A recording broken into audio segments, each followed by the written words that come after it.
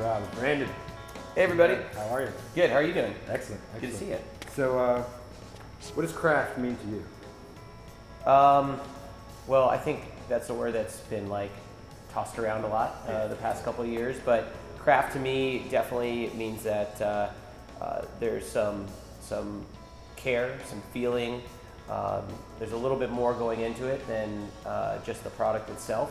There's usually a little bit of the craftsman that comes through as well. So a little bit of the expression of the art coming through, and definitely some passion of who made it. Beautiful. So with that being said, like the size matter within that realm, like creativity? You know, I wouldn't necessarily say that size matters, but I think intent matters, if that makes sense. Yeah, no, definitely. What's unique about your beer?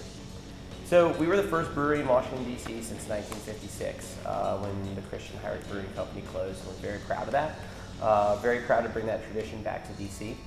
There's been a lot of folks also who have helped to grow this area, this Mid-Atlantic region, and we're really proud to be associated with that group as well.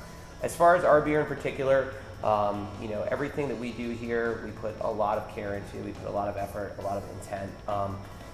We have really spent a lot of time and energy in making sure we're putting forth the best quality product possible. We're really proud that we centrifuge our beers. We're really proud of our lab development program, and we're really proud of the fact that we are pretty much the number one, as far as production goes, I guess, brewery in the district. So it's cool. Definitely been a fun time for us and something that we're proud to be part of. Beautiful. You guys got some awesome names. I've been drinking Space Reaper Yeah. Since I got here. How do you come up with the names? I mean, the names are basically, brainstorming sessions that happen with myself and other folks here at the brewery.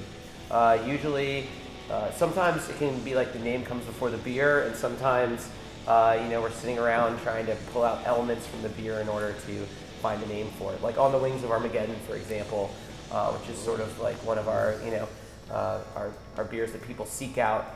That beer, the whole purpose of making that beer was that it was 2012 and it was the end of the world. Yeah, right. And we wanted a beer to celebrate that, and it had Falconer's Flight in it, which was very unique at the time. So we wanted to have some sort of, imagery with the name of wings or flying to represent the Falconer's Flight. So that's sort of one of the ways that beer came together. Very cool. And so we're putting on this music festival, Yes. Amps and Ales, at Prince George's Stadium, September 16th. It wouldn't make sense if I didn't ask what type of music you're into. I know that's a big universal question, but what's when you're in your office or in the warehouse brewing, what are you listening to? There really is so many genres of music that I listen to. I think when I was younger, I was a lot more select with what I was listening to, and I was really obsessive with I'm only listening to metal, or I'm only listening to drum and bass, or whatever I was into at the time.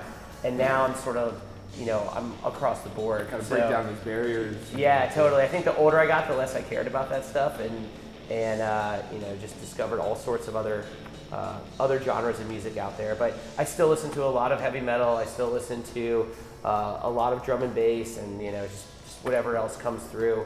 But I'm definitely open to listen to anything, pretty much. Awesome. Well, very, very, very grateful that you let us in here. Amps and Ales, September 16th, Prince George's Stadium.